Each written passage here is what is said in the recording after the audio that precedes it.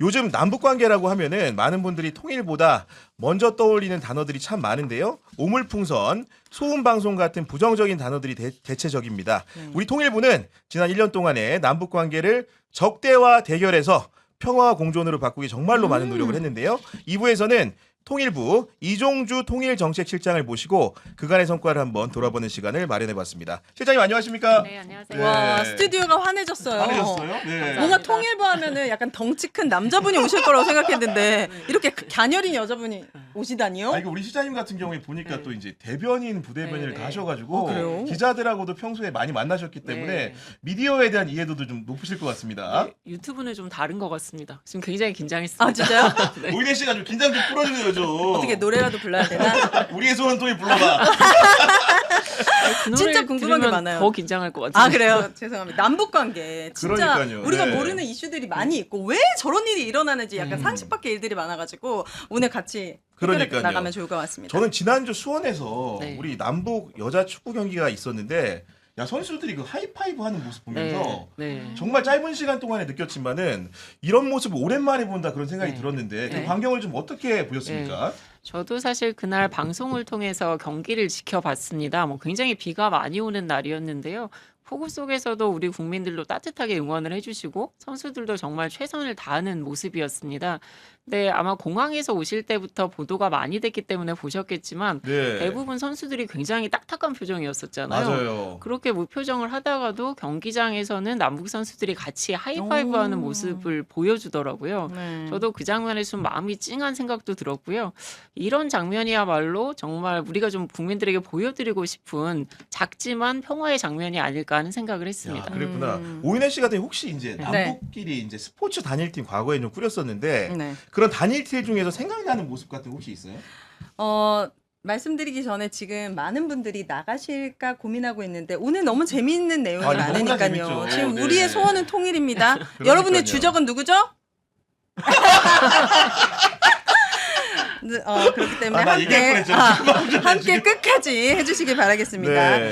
남북 단일팀 하면 영화에 나왔던 그런 이슈들 있잖아요. 같이 아 핸드볼 팀 네, 이런 거 얘기하는 같이 건가요? 한 팀이 네. 돼가지고 막 네. 눈물 흘리고 네. 막 헤어질 때 그리고 이효리님이 CF로 나왔어가지고 같이 북한 분들이랑 같이 또 찍었었잖아요. 네. 예전에 그러니까. 너무 옛날 일만 기억하고 있나? 아니 그리고 저는 이제 평창 동계올림픽 네. 때 우리 네. 그 여자 아이스하키 네, 팀인가요? 이렇게 아이스하키. 단일팀 구성해가지고 이렇게 네. 경기 치렀던 모습이 네. 눈에 선연하고 거기에 이제 더해가지고 우리 단일팀 하면 늘 응원할 때 네. 한반도기 네, 맞습니다. 한반도를 이제 네. 푸른색으로 이렇게 물들여가지고 네. 이 백색 아. 바탕에다가 이렇게 네. 하는데 그 모습이 참 이렇게 한데 도대체 지난 정부에서 네. 어떤 일이 있었길래 이 남북관계 이 작은 변화에 우리가 감동해야 되는지 잘 모르겠는데 좀 어떤 상황이 있었던 겁니까? 네, 지난 정부 내내 단 한 번의 남북 대화도 없었습니다. 남북 간 주민들이 서로 상대 측 지역을 방문하는 일도 한 번도 없었습니다.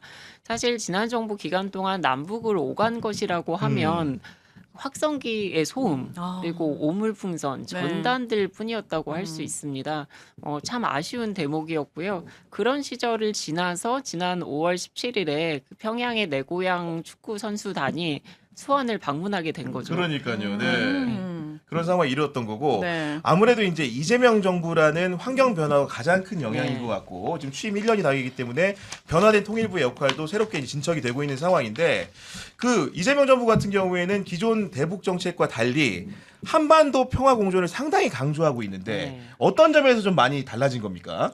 네, 말씀하신 것처럼 이재명 정부의 대북 정책은 한반도 평화 공존 정책입니다. 사실 한마디로 말씀드리면 이제 남북이 서로 싸우지 말고 같이 네. 더 잘 살자. 그래서 아예 싸울 필요가 없는 상태가 돼보자. 이런 걸 추진하는 정책인데요. 네. 평화를 추구한다는 점에서는 역대 다른 정부들의 대북 정책과 같다고 말씀드릴 수 있습니다.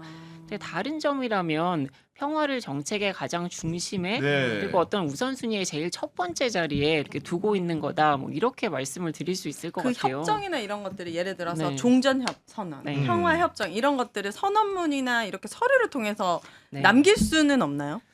앞으로 이제 남북 간의 대화가 시작이 된다면 저는 그런 것들도 충분히 가능하다고 생각이 되는데요. 처음 이재명 정부가 출범했을 때의 상황으로 돌아가 보면 네. 아까 말씀드렸던 것처럼 남북 간의 모든 대화는 다 중단이 되고 서로를 향해서 이렇게 기괴한 소음 방송 그리고 그렇습니다. 전단, 오물풍선 이런 것만 주고받을 때였잖아요. 네. 그러다 보니까 서로에 대한 적대감만 계속 쌓이고 대화는 완전히 끊어진 상태였습니다. 그 지금 말씀 주신 것처럼 저희로서는 이 대화를 다시 시작하는 게 제일 중요하다고 생각하는데요. 무엇보다 급한 문제라고 생각이 되는데 이런 대화를 다시 시작하려면 일단 서로에 대해서 쌓여 있는 적대감을 좀 낮추는 아하, 조치들이 네. 필요할 것 같아요. 네. 그래서 그렇게 하려면 북한의 어떤 상응하는 조치 또는 북한의 변화 이런 것들을 요구하기 전에 우리가 먼저 그렇습니다. 평화를 네. 얘기하고 또는 평화를 위해 행동하는 그런 조치들도 필요하지 않을까 하는 생각을 합니다. 그렇게 해서 서로를 좀 적대하고 미워하는 마음들이 좀 줄어들게 되면 지금 오윤혜님 말씀해 주신 것처럼 다시 대화도 시작될 수가 있고 네. 대화가 시작되고 나면 이 대화를 계속 이어나가게 할 수 있도록 여러 가지 협정, 합의 이런 것들도 만들어 볼 수 있지 않을까 하는 생각을 가지고 저는 우리 있습니다. 실장님 얘기 듣다 보니까 네. 갑자기 자꾸 평택을 상황이 자꾸 생각나는 왜요? 갑자기 왜? 뭔가 서로가 마음을 네. 열고 좀 네. 이렇게 먼저 좀 맞습니다. 이렇게 네. 서로 이제 그러면 두 표를 찍을 순 양보하자. 없잖아. 한 명만 찍어야 잔상이 되니까. 나와가지고 미치겠는데 지금 보니까 네. 그- 그 김정은 같은 경우에도 네. 윤석열 정부 인간 그 자체가 싫다 막 그랬잖아요. 근데 또 이재명 정부를 대할 때 서로 온도차가 확실히 있긴 있는 것 같아요. 네. 그래서 약간 이재명 정부가 들어와서 조금 마음이 좀 열리고 대화의 길이 열린 건 네. 맞는 거죠. 예, 제가 김정은의 마음속까지는 잘 모르겠습니다만 이재명 정부가 들어오고 나서 적어도 우리가 먼저 평화를 이야기하기 시작했던 건 분명히 맞고요. 그리고 네. 평화를 위해서 먼저 행동하기 시작한 것도 맞습니다. 사실 정부 출범하고 나서 한 5일 정도 지났을 때 먼저 북한을 향해서 울리고 있었던 확성기 방송을 먼저 껐고요. 먼저 껐죠. 네, 네. 먼저 껐고 우리 민간 단체들에게 전단을 좀 보내지 말아달라, 중단을 설득해서 중단을 끌어내기도 했습니다.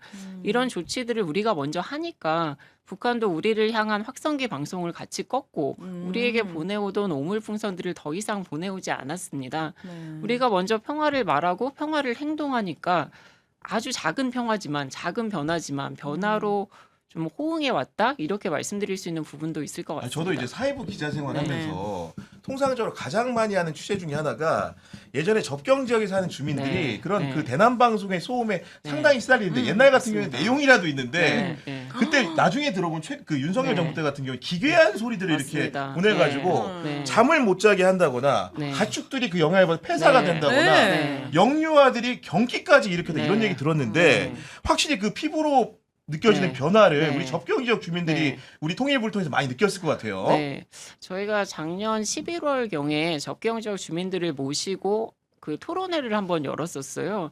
근데 그 자리에 오신 주민분들께서 해주셨던 말씀 중에 생각나는 것들이 귀신 소리가 들리지 않으니까 이제 나쁜 꿈을 아이고. 꾸지 않고 잘 수 있게 됐다. 네. 마음이 편하다. 그리고 뭐 건강도 좋아진 것 같다. 이런 말씀들을 해주셨어요. 네. 그리고 당시 이제 통일촌 이장님께서 해주셨던 말 중에는 이런 소음 방송이 끝나고 그리고 전단이나 오물풍선이 오가지 않게 되니까 이제 사람들이 다시 찾아온다. 관광객들이 다시 찾아온다. 관광도 활성화되고. 이런 네. 말씀을 하시더라고요. 네. 그러니까 낮에는 사람이 찾아오고 밤에는 잠을 잘 수 있는 거. 이게 굉장히 기본적이고 당연한 일상이잖아요. 네. 근데 이런 일상을 누리기 위해서도 접경 지역에서는 정말 세심하게 평화를 갖고 가는 게 필요하구나 하는 생각을 다시 한번 했었습니다. 이분들의 이번 지방선거 투표 결과가 저는 궁금합니다. 왜냐면 거기가 또 보수의 텃밭이잖아요. 아 파주나 강화 이런 데가 네, 그러니까 거기 계신 분도 확실히 우리 이재명 당국자가 부담스러워하시는 것 같아요. 이재명 지금. 정부가 보니까 들어서니까 확성기 꺼지고 살만하게 된 거니까 우리가 투표를 내 삶을 위해서 하는 거지 누구를 위해서 합니까? 아니 근데 이제 저도 이제 이런 일들을 알지만 우리 공무원 사회에서 이렇게 적극적으로 적극 행정을 펼쳐가지고 우리 주민들의 일상의 평화를 찾는다는 게 쉬운 일이 아니고 그 기저에는 주민들과 만나고 설득하는 과정들, 네, 지나는 맞습니다. 과정들이 존재하는 건데 네, 네. 우리 통일부 공무원들이 정말로 많이 고생하셨을 것 같아요. 네. 사실 지난 작년 6월 4일에 정부가 새로 출범하지 않았습니까? 출범하고 나서 한 3일 정도 지났을 때였나요? 그 대통령님께서 통일부에 하신 첫 번째 지시가 네. 민간 단체들이 전단을 살포하지 않도록 좀 요청을 해라 이런 야, 거였습니다. 야, 어려운 주문이 왔죠 네. 일단. 근데 그 사람들은 네. 왜 이렇게 살포하는 거예요? 그냥 탈라면 하지. 북한으로 그렇게 직접 가서 주든가 왜 그러는 거예요? 그 사람들은 목적이 뭐예요? 네. 약간 유도하기 위해서 이제 탈북을? 여러 가지 이유가 있으실 텐데요. 민간 단체들이 이제 북한 주민들에게 외부 세계의 정보를 알릴 필요가 있다. 또는 또 북한의 인권 침해 같은 것들을 알려야 된다. 이런 생각들을 가지고 활동하시는 분들이 많이 계십니다.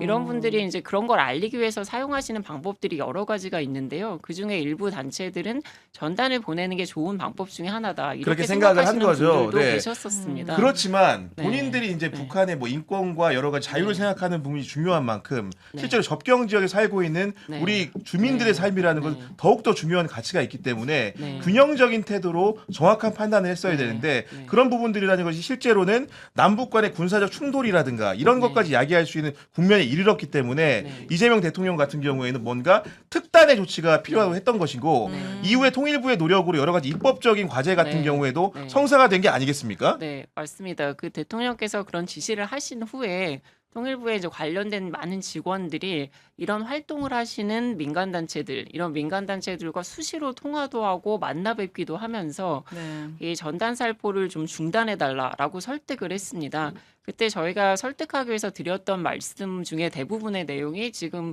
우리 앵커께서 말씀해 주신 네. 것처럼 북한 주민들에게 외부 세계의 정보를 전달하는 것도 중요한 일들이지만 전달하는 방식이 우리 접경 지역 주민들의 평화와 안전을 같이 보장하는 그럼요, 맞습니다. 더 좋은 방법을 네. 찾아보자 이런 말씀들을 드렸고요. 네.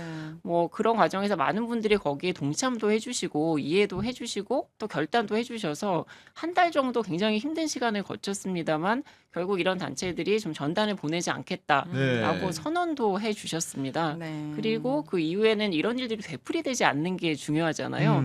그래서 이 한 번에 이런 어떤 합의로 끝나지 않게 하기 위해서 법률들을 저희가 여러 가지를 개정을 해서요. 아하. 이런 일들이 접경 지역에서 더 이상 되풀이되지 않도록 하는 체계를 만들었습니다.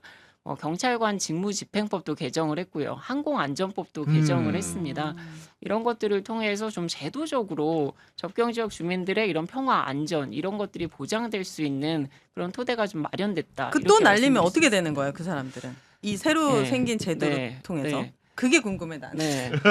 이제 못 날릴 네. 만큼 강력한 처벌을 그러니까 받을 뭐 개연성도 있는 거겠죠. 뭐 후방 네. 조치 이런 거 네. 안 네. 되는데. 한 두 가지 정도 말씀드릴 네. 수 있을 것 같은데요. 경찰관 직무집행법을 개정을 해서 전단들을 날리는 여러 상황들에 경찰이 좀 더 적극적인 예방 조치를 취할 수 있게 됐습니다. 네, 맞습니다. 그래서 미리 그런 일이 발생하지 않도록 할 수 있는 체계도 갖췄고요. 네. 항공안전법을 개정을 해서 이런 행위를 하게 되면 이게 지금 말씀드린 대로 항공안전 그리고 네. 접경 지역 주민들의 일상 이런 데 위협이 되니까요. 이런 행위를 할 경우에는 처벌을 받을 수 있는 근거들도 마련이 됐습니다. 그렇군요. 처벌. 네. 그렇게 된 거. 그리고 저는 올 초에 놀란 게 우리 이재명 정부 들어서는 그런 일이 있을까 싶었는데 네, 네. 갑자기 무인기가 네. 민간에 달린 무인기가 날아가서 네, 네. 실제로 이제 북한에서도 상당히 민감한 네. 반응을 보였고 네. 이게 정부 소유인 것처럼 처음에 이렇게 네. 판단해서 몰아가는 네. 상황도 있었는데 네. 이런 부분들도 이제 개선이 되려고 하면은 뭔가 네. 제도적인 뒷받침이 돼야 되는데 지금 말씀하신 네. 두 가지 법률적 틀내에서 좀 네. 관리 감독이 가능한 겁니까? 네, 기본적으로는 경찰관 직무집행법이나 항공안전법을 통해서도 어느 정도는 가능한데 지금 앵커님께서도 말씀 주신 대로 무인기 침투 사건은 정말 절대로 다시 일어나서는 안 되는 일입니다. 네. 이게 접경 지역 주민들의 안전 문제뿐만 아니라 이건 북한의 군사적 대응을 초래하게 되면 한반도 전체의 안보 위기로까지 이어질 수 있는 일이거든요. 그래서 기존의 항공안전법의 규정들도 있었습니다만 네. 올해 5월 달에 항공안전법을 다시 한번 개정을 해서 접경 지역 등에서 무인기를 날리는 행위 자체가 금지가 되도록 했습니다. 아예 못 날리게. 네. 네. 접경지 아닌 데서 날리면 어떡해요? 접경지 아닌 데서 굉장히 많은 구역이 그 비행 금지 금지 구역으로 구역으로 설정이 지정이 되기 되어 있고요. 때문에. 예, 비행 금지 구역을 충분히 설정을 해서 무인기를 날리지 못하도록 네. 북한에 보내기 위한 목적으로 날리시지 못하도록 하는 그러니까. 근거도 마련을 했고요. 그럼에도 불구하고 그런 일이 있게 되면 네. 처벌 조항도 강화를 하는 방향으로 네. 관련 법률을 정비를 했습니다. 북한으로는 연도 날리면 안 돼. 아무것도 날리지 마. 그냥 그렇게 살라고 냅둬. 뭐 어떻게 하라고 나한테 지금 보니까 이런 생각 좀 드는 건데 네. 아무래도 이제 통일부의 변화라는 네. 것은 뭐 정부 차원의 이제 손바뀜에도 영향이 있을 것이고 네. 거기에 더해가지고 리더십, 수장의 네. 리더십도 상당히 네. 중요한데 네. 장관이 당연히 이제 민간에서 이제 국회의원을 네. 하시는 정동영 네. 장관이 부임을 하셨는데 정동영 장관의 리더십 실장이 부담스러울 수 네. 있겠지만은 우리 시청자들이 아, 정치 방송을 네. 보는 분들이기 네. 때문에 네. 정동영 장관의 업무 스타일은 어떠한가 네. 공무원들이 네. 피부로 체감하는 네. 정동영 네. 스타일 음. 좀 어떤 건지 궁금합니다. 장관님도 보실 수 있을 것 같은데. 그러니까 나중에 더 보겠죠. 솔직하게 그러니 이젠 말할 수 있다. 네. 네. 솔직하게. 네. 네, 사실 지금처럼 남북 관계가 꽉 막혀 있는 상태에서 그 대북 정책의 주무부서 장관을 한다. 굉장히 어려운 일입니다. 뭐 두드리고 두드려도 북한이 문을 열지 않을 때는 굉장히 많이 지치는 일이기도 하거든요. 그런데 장관님은 좀처럼 지치시지를 야, 않습니다. 오뚜기 같은 네, 사람이구나. 좀처럼 에너자이저구나. 지치지를 않고요. 네. 정말 추진력과 열정, 뭐 이게 뭐 장관님을 얘기할 수 있는 키워드가 아닐까 하는 생각을 자주 합니다. 사실 저를 포함해서 대부분의 직원들이 뭐 20년 이상 더 젊은데요. 장관님의 체력 뭐 이런 거 따라가지 못할 때가 많습니다. 야, 그리고 이제 그 정동영 장관님 같은 경우에는 이제 기본적으로 톤이나 이런 게 목소리 네. 톤 같은 네. 경우가 네. 우리 대변인 하셨기 때문에 네. 굉장히 또박또박 말씀 잘하시는데 일단 공개석상에서 회의를 할 때 그 네. 목소리가 주는 압도감 네. 같은 게 솔직히 존재하죠, 그냥. 네, 예. 있습니다. 예, 있습니다. 특히 국회 같은 데서 답변하시는 거를 들어보게 되면 워낙 딕션이 좋으시잖아요. 울려 소리통이 네. 울려 보니까 지금. 네. 본인도 울려요 많이.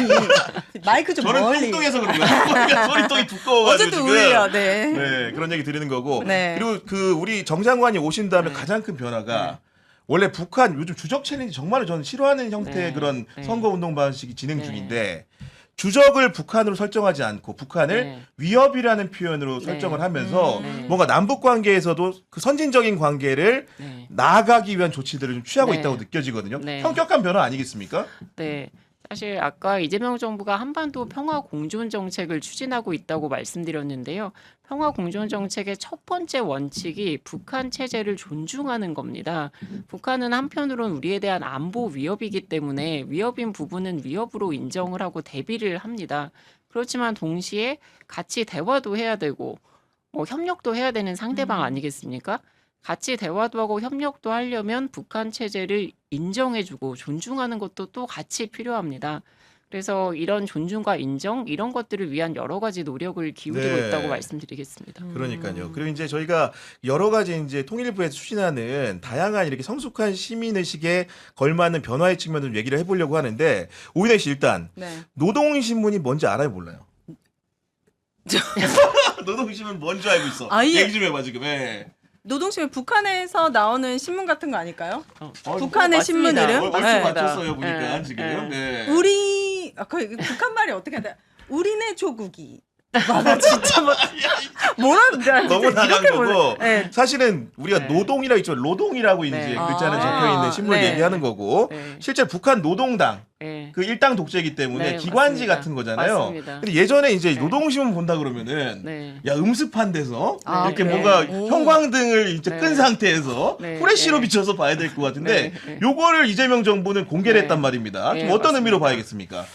예, 그 말씀하신 대로 예전에는 노동신문을 보려면 정해진 장소에서 미리 신분증을 제시하고 사전에 신청서를 쓰셔야만 보실 수가 있었습니다. 아, 북한에서 말하는 말씀하시는 우리나라에서. 우리나라에서 아, 네, 우리나라에서도 우리나라에서. 저거 볼 수 있어요? 왜냐면 이게 공부를 오. 하신다거나 네, 그런 언론에 분들이 종사하시는 계시니까요. 분들은 그 정보를 네. 알아야 되니까 맞습니다. 정해진 네. 장소에서 신분증 내고 받다는 거죠. 신분증 네. 내고 서약서도 쓰고 음. 신청서도 쓰고 이런 방식으로 그렇구나. 이제 보셨었는데요.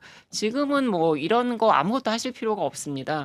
지금 전국에 한 79개, 79개 정도의 도서관이나 연구소 같은 데 가시면 네. 누구나 그냥 방문만 하시면 자유롭게 노동신문을 열람하실 수가 있습니다. 이 요즘 뉴스들이 네. 나온다는 거예요? 북한의 요즘 뉴스들이 예, 바로 실시간. 매일매일 나오는 일간지입니다. 궁금해요? 나는 궁금한데. 당신의 주적은 누구야? 나는 왜 내가 하나도 안- 위협이라고 얘기했지. 주저가 아니고 위협이라니까 위협이라. 지금 북한은 아, 네, 신기하다. 이렇게 좀 얘기를 하는 거고. 그 북한에서도 어느 정도 허락을 했. 아 북한이 허락한 게 네. 아니라 우리나라에서 네. 이제 네. 좀 열어준 거군요. 네, 그러니까 우리 그 노동신문을 수입을 하는 곳들이 있습니다. 아까 말씀하신 것처럼 네. 연구 목적이라든지 하는 방법으로 노동신문을 보셔야 되는 분들이 있어서 네. 처음에 이렇게 국내로 노동신문을 들여오시는 분들이 들어오는 통로들이 있고요. 그래서 뭐 정부기관도 보고 언론사들도 보고 맞아요. 우리 네. 공부하시는 분들도 보셨는데 네. 이제는 일반 국민도 보고 싶으신 분이 있으시다면 누구나 다 보실 수 있도록 그렇게 기회를 열어놨고요. 네. 통일부 홈페이지에 들어가시면 어느 기관에 가서 볼 수 있는지 아하. 우리 동네 도서관이 노동신문을 볼 수 있는 데인지 바로 확인하실 수가 있습니다. 그 통일부에 있는 자료센터에 네. 가도 볼 수 있고 보니까 제가 그렇습니다. 찾아보니까 예, 예. 국립중앙도서관 가도 볼 수 있고 그렇습니다. 국회 예. 도서관에 가도 볼 수 있고 이렇게 네. 좀 네. 돼 있는 것을 보이는데 저는 어렸을 때 네. 그 남북의 창 뭐 이런 프로그램 있잖아요. 네. 지금도 굉장히 많이 있습니다. 봤는데 네. 그러니까 이게 이제 북한에 있는 방송들을 이제 인용해서 소개하고 네. 거기에 대한 해설을 네. 해주는 프로그램인데 아니 그 노동신문 우리가 사실 국력 차이라는 게 네. 상당하고 그 민주주의 체제라는 게 안착돼 있기 때문에 네. 이런 정보를 수용성이 굉장히 국민들이 있을 거라고 생각하는데 네. 지금까지 왜 개방을 안 했는지 좀 이해가 안 가거든요. 예. 사실 뭐 여러 가지 이유들이 있었을 것 같습니다. 그 중에 하나는 이렇게 노동신문이라는 게 북한의 일방적인 주장을 담고 있는 경우들이 많은데 우리 국민들이 그런 것들을 보게 되면 조금 영향을 받거나 휘둘리지 않을까 이런 걱정도 혹시 있었을지 모르겠습니다. 근데 지금 앵커님 말씀해주신 것처럼 이미 우리 국민의 시민의식, 뭐 민주의식, 역량 이런 것들이 어떤 정보를 본다고 해서 거기에 휘둘리거나 영향을 받는 그럼요. 정도는 아니라고 네. 생각을 합니다. 충분히 보시고 음. 오히려 더 균형 있게 판단하실 수 있다고 생각을 하거든요. 그런 생각 때문에 이번에 노동신문을 개방하게 됐습니다. 그러니까요. 그런 굉장히 획기적인 조치를 네. 취한 것 같고 근데 저는 이제 교육의 측면에서 좀 네. 말씀드리는 건데 민주 시민 교육, 네. 통일 교육 이런 거 상당히 네. 중요한데 요즘 제 이제 자녀들만 보더라도 우리 때 같은 경우에는 어렸을 때 많이 부르는 노래 아까 그 서두 네. 얘기했지만 네. 네. 우리의 소원은 통일을 그냥 네. 암송을 다 했거든요. 맞아. 맞습니다. 요즘 친구들은 우리의 소원 통일 네. 초등학생들 중학생 네. 물어보면 그 네. 노래가 뭔지도 모를 것 그럼 같아요. 네, 그럼. 맞습니다. 일단 우리의 소원을 네. 얘기하는 순간 네. 그냥 게임 더 시켜달라 그러는 거지 그렇지. 통일 얘기는 안 하거든요. 네, 그렇죠. 근데 이런 네. 굉장히 생경한 문화들을 네. 이들에게 어떻게 알려줄 것인가 상당히 네. 궁금하거든요. 네. 저희한테도 굉장히 큰 도전입니다. 저희도 매년 뭐 초등학교부터 대학교까지 통일에 대해서 어떻게 생각하는지 학생들한테 이렇게 물어보는 이런 일종의 이제 여론조사 같은 걸 하거든요. 그러면 통일이 필요하다고 생각하는 학생, 뭐 통일에 대해 생각해봤다는 학생 이런 비율이 점점 더 줄어듭니다. 그래서 이런데 그럼 어떻게 통일 교육을 해야 될까 고민들이 많은데요. 이런 생각도 해봤습니다. 우리가 아이들한테 휴대폰을 손에서 내려놔라 이렇게 얘기할 게 아니라 아예 휴대폰 안으로 우리가 들어가야 되겠다 이런 생각들을 합니다. 스마트폰 속으로. 네, 네. 네, 예. 그래서 아이들이 좀 즐겨보는 뭐 쇼폼이라든지 무슨 게임 그리고 여러 챌린지 이런 것들 안에 통일과 평화를 어떻게 담아볼까 하는 고민들을 많이 하고 야. 있습니다. 그래서 저희 이제 통일교육원이라는 평화통일민주시민교육원이 통일부 안에 있는 그 부서 중에 하나인데요.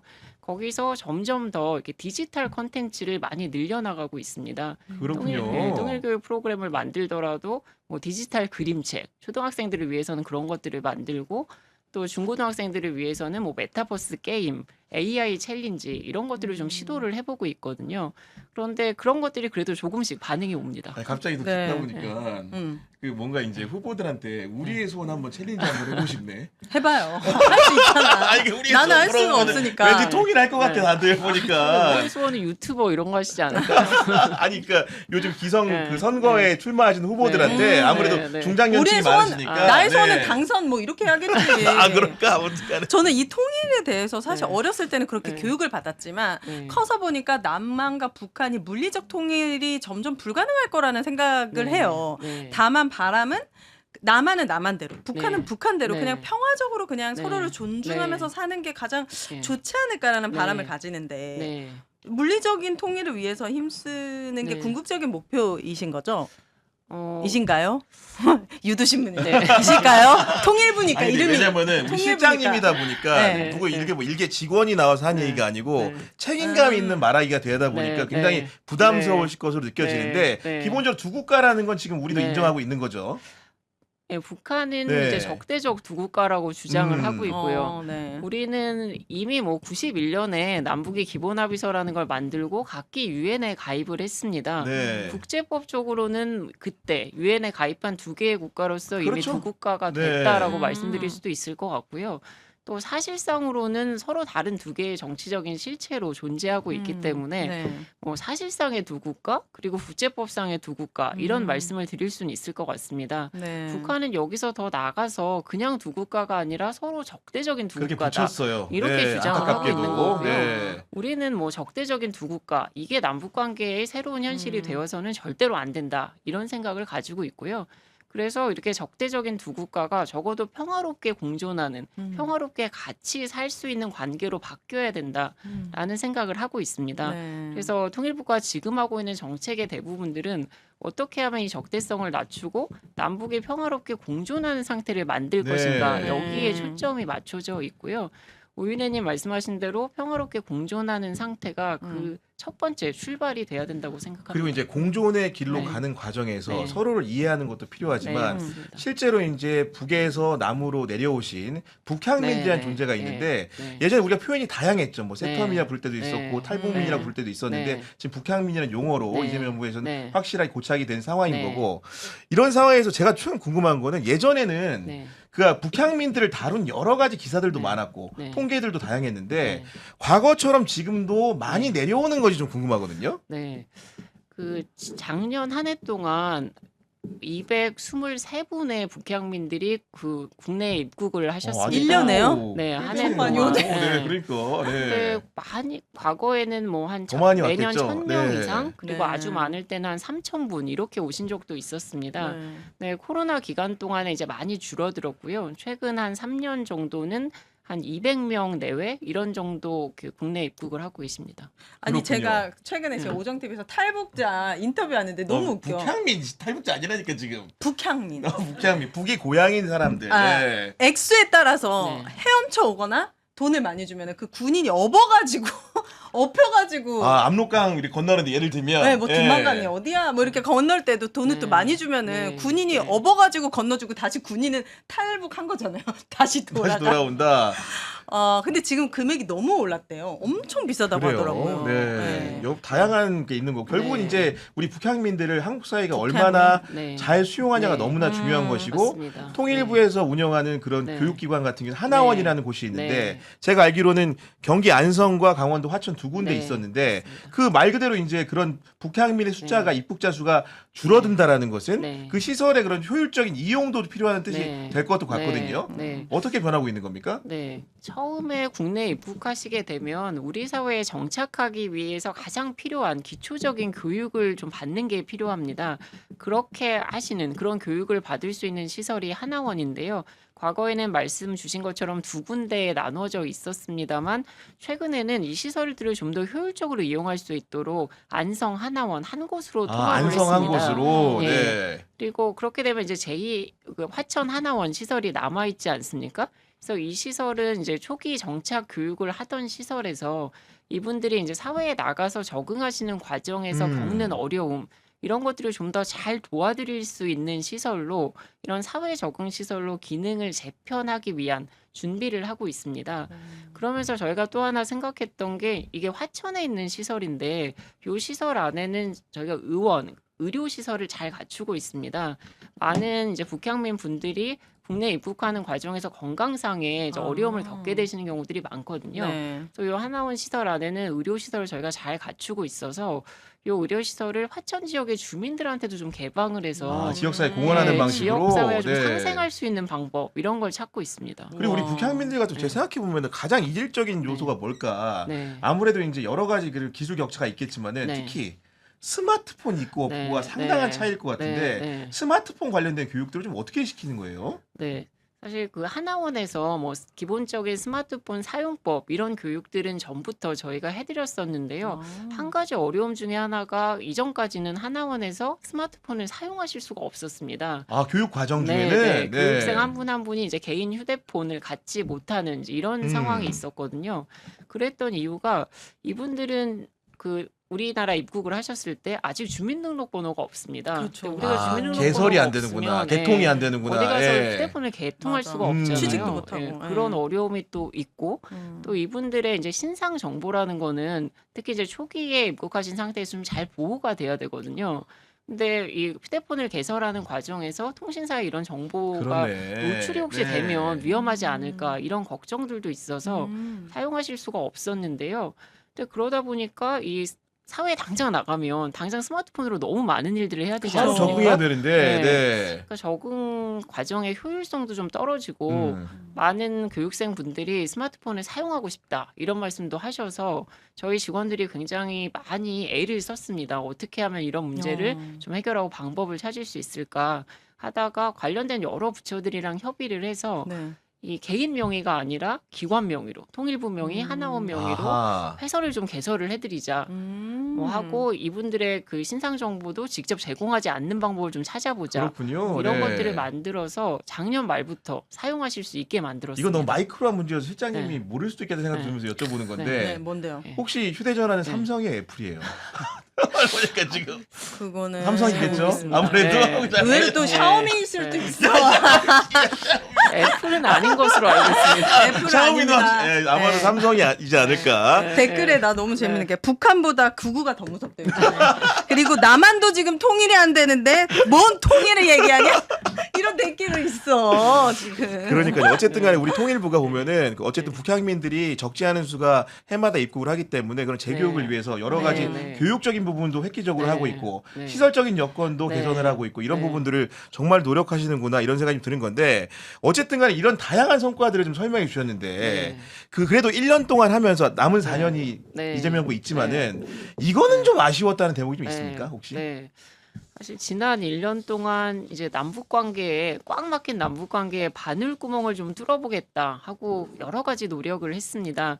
그런데 아쉽게도 아직 바늘구멍을 못 뚫었습니다. 그게 제일 아쉽습니다. 아, 바늘구멍 뚫는다는 거 정말로 아. 우리가 네. 진정한 의미에서의 네. 남북 간의 교류 협력을 하고 싶은데 아직은 네. 그런 네. 단계까지는 네. 도달하지 못했기 때문에 네. 아까 네. 말씀드린 것처럼 이제 남북 간의 대화가 다 단절돼 있고 중단돼 있는 상태라는 말씀을 드렸습니다. 네.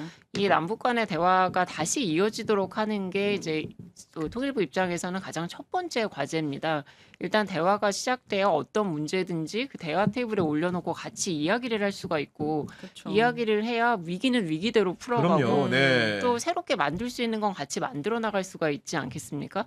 대화를 다시 시작해 보기 위해서 정말 많은 노력을 했는데 네. 아직 북한의 태도를 변화시키지는 못했습니다. 뭐 그게 가장 아쉬운 부분입니다. 저는 시진핑도 웃게 한 네. 남자가 바로 우리 이재명 대통령 아니겠습니까? 만날 수만 있다면 심지어 통역도 필요 없잖아. 아, 그렇지. 그렇기 통역도 때문에 필요 없죠. 이재명 네. 대통령의 개인기로 뭔가 진짜 엄청난 평화의 기조가 흐를 수 있을 가능성이 높을 거라고 생각하거든요. 그리고 아마 그 길에는 우리 통일부가 네. 항상 그러니까. 중요한 역할을 하게 될 것 같고 네. 저도 늘 아쉬웠던 게 통일부라는 게 사실은 생긴 목적이 있고 네. 존재 이유가 있었는데 뭐 지난 정부를 혹평해서 그렇긴 합니다만은 너무 통일부라는 존재 자체를 네. 무시하고 네. 부처임에도 불구하고 활용하지 않고 네. 이런 것들이 많았는데 이재명 정부 들어서는 그런 것들을 획기적으로 바꿀 수 있는 전기를 마련했고 북한에 대한 여러 규정부터 해가지고 남북 간의 관계 개선의 움직임까지 정말로 청신호들이 많아가지고 그 네. 길에 통일부가 네. 네. 혁혁한 공을 세우지 않을까 네. 이런 생각이 좀 드는데 남은 이제 기간 동안에 네. 어떤 일을 하실 네. 것인지 좀 말씀 네. 좀 마지막으로 네. 부탁드립니다. 바늘구멍을 뚫어보겠습니다. 오, 우리 실장님이 멋있어, 굉장히 멋있어. 포부 있게 말씀해 주셨고 네. 그리고 오윤혜 씨 같은 경우에 이제 통일부의 그런 여러 가지 역할에 대해서 평소에는 접할 기회가 없었을 것 같은데 맞아요. 다 들어보니까 좀 이렇게 종합 정리 해본 바 좀 네. 어떤 생각이 들고 통일부가 어떤 방식으로 나가야 된다고 생각하는지 네. 이렇게 민간인으로서의 조언을 좀 부탁드립니다. 네. 보이지 않는 곳에서 정말 꼼꼼한 거 하나하나까지 챙기면서 일을 한다는 걸 처음 알았어요. 저는 조금 노력을 하셔가지고 네. 자주 네. 이렇게 네. 우리들한테 알려줬으면 좋겠어. 통일부가 이런 노력을 하고 네. 있고 이런 네. 진전이 있었고 네. 여기서는 좀 막히고 네. 그러면은 괜히 누군가는 퍼뜨리는 괴담이나 이런 네. 거에 우리가 네. 안 휘말릴 휘둘리지 수, 않고, 네, 네. 휘말릴 수 네. 있을 것 같아요. 그러니까 이제 북한을 향한 바늘구멍 우리 실장님이 뚫으시고 네. 그리고 이제 국민들을 향한 바늘구멍 우리 오윤혜 씨가 네. 이 방송을 네. 통해서 해소해주면 네. 어떠지 네. 좋지 않을까라는 생각을 좀 하는 거고 제가 구멍이잖아요. 제가 큰 구멍이에요, 여러분. 그냥 저를 미워하세요. 네, 우리 이종식 실장님 다음에도 한번 네. 모시고 네. 다양한 통일 이야기들 네. 들어보는 네. 시간 갖도록 하겠습니다. 오늘 네. 참석해 주셔서 너무나 감사드립니다. 감사합니다. 감사합니다. 네.